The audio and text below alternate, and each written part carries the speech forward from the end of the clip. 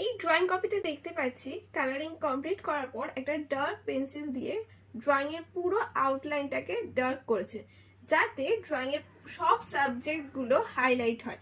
Highlights মিন এটা পাখি, এটা গাছের ডাল পাতা, এগুলো সব সামনের জন বুঝতে পারে।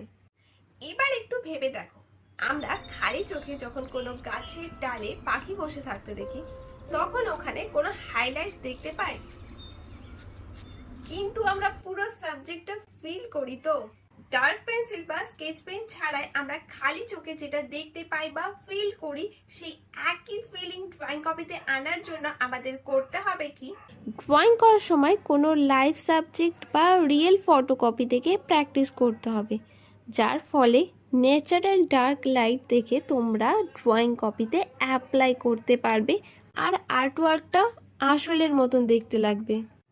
যদি এই ভিডিও